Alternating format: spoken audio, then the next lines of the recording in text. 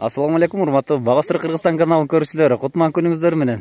Баткендин Айдеркен деген шаарчасындабыз.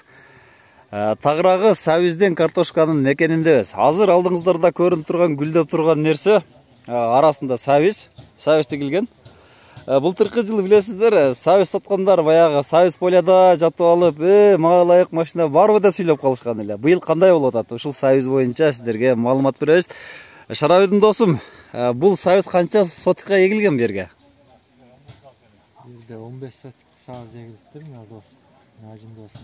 Нажимдин 15 сотик Сабизинде турабыз азыр. Бул не деген сорта? Бул Сабизди өзүбүз уруктатабыз. Өзүңөр уруктатасыңар, местный сорт. Свет сары кызыл болуп эле эме болот. Сорт ажайып болот.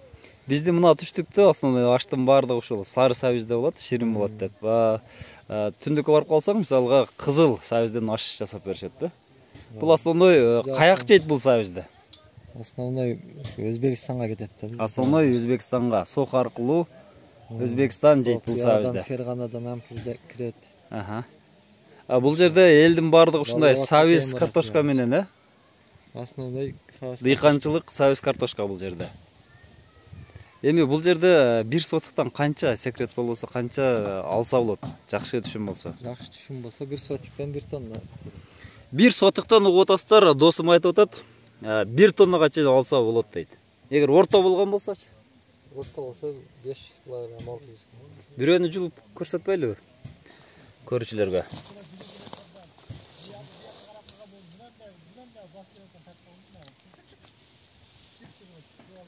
Мына сары Сабиз бышканга чейин да канча убакыт бар? Уже бышып калдыбы? Бул азыр бул майда эсептелеби же орто эсептелеби булар? Ушулар стандарт да. Булар стандарт да. Чоңучу мындай чоңдорун кандай кетет базарга? Булар да кете берет. Мындан да чоңоюп кетет. Буга 2 эсе болуп чоңойгондор бар. Арасында мындай чоңдору бар да тура. Столовойго, Россияга кетет ошондой. Чоңдору столовойго, Россияга кетет. Майдалары эл алат, элге. Чоңдордун основной столовой алат да тура. Муну караганда, эми бакканда основной бул кадимки арык менен агызып суугарат экенсиңер, бакканда эмне берип атасыңар? Кандай азыкты берип атасыңар? Эмне беребиз? Гөң салабыз. Основной кык менен. Селитра, азот, фосфор, мочавина салабыз. Канча бересиңер эми? Ушул жерге канча берип кет? 1 кап кетеби? 10 сотикке 1 кап да. 10 сотикке 1 кап. 50 килограмм. Көпчүлүгү сурашат да, Сабиз тиккен жерге свежий кык салынбайт деп, күйгүзбөдөн салыш керек деп коюшат. Же свежий саласыңар силер? Кичине күйгөнү жакшы да, свежийден көрөчү. Свежийден көрүп күйгөн жакшы. Мүмкүнчүлүк болсо күйгүзүп салган жакшы. Так, эми бул жерге канча грамм урук кетет? Сепкенде кандай себесиңер? Аппарат менен себесиңер же баягы кум менен аралаштырып эле чачасыңар? Ручной эле, колдо эле чачып коебуз. Ручной эле кол менен чачып коесуңар. Үстүнөн тартып коесуңар. Топуракка аралаштырып чачат, кээ бирөө өзүн да чачат. Өзүн элеби? 10 сотукка канча грамм кетет? 10 сотикке 1 килограмм кетет. 1 килограмм кетет. 10 сотукка 1 килограмм. 901 килограмм кетет. 901 килограмм, Сонун. Эми качан казасыңар муну? Эми баштайбыз уже. Уже сентябрдан баштап Сабиз казуу башталат, Былтыры акчасы жакшы болду, быйыл кичине пасыраак болду. Быйыл канча сом азыр? Быйыл 15 сом дешти.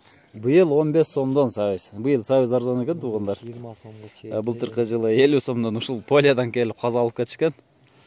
Быйыл пияз кымбат. Пияз өзүн көрсөтүп атат. Эми бул поляга өтөлү, бул жагы Сабиз. Сабиз деп бердим го. Картошка. Картошка бир 20 сотуктан ашыгыраак окшойт, бул жерде. Кандай баа бересиң? Картошка кандай болду деп ойлойсуң буягында? Картошка уже бышты да, туурабы? Картошка бышып калды. Кел кызыкчылык үчүн бирөөнү мынаны көрөйлү, мынаны. Көрөлү түбүндө канча картошка бар.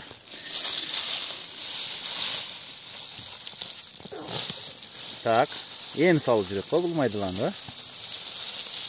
Казып көрбөйлү? Бирөө. 4 картошка, мынакей основной 4 картошка. Бирок куртун издеп таап алыппыз.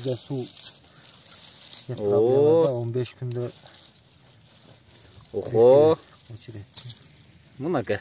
Азыр 2 килограммга жакындап калды. Судан да. Суу көп болсо, Суу кичине тартышта бизде. суу азыраак, а? Ох, мына 1 килограмм чыгат. 1 килограмм чыгат экен ушу. Картошкасыңбы? Картошка экен да. Кийинкилердин астын казып өрбөдүп. Канча болуп кетти? Азыр ушунда бир 3 килограмм барбы? 3 килограмм чыгат. 3 килограмм чыгып калат, а? Мына туугандар, бир түбүнөн 3 килограмм болуп кетти. Ой. 3, 6, 7, 8. Бу жерде картошка тигип эле жата бере турган жер окшойт өзү негизи. Майдасы жок экен, а? Майдасы жок экен да, почти. Баары стандарт. Так, кайра жаап коелу, мүмкүн көтөрүп кетпесин. Мына туугандар, картошкасы, Нажин достун картошкасы өтө жакшы болуптур. Нажин дос өзү Ошто университетте иштейт. Анан жарым чарбачылыгы биягында экен.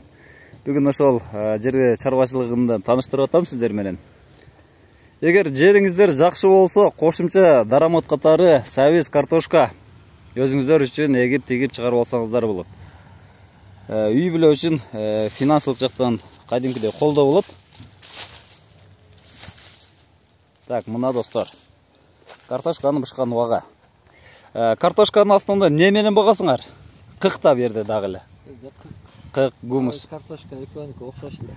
Сабиз картошканын багылышы окшош. Амофос салынат да. Амофос салынат буга. Мында жук түшөт түшпөйбү? Бизде жук түшүп кыйнайт. Жук түшөт. Жук түшөт. Канча жолу дарылайсыңар? Мурда бир жолу эле урукту дарылайт да, азыр уже ошол коңуздар да үйрөнүп калган окшойт.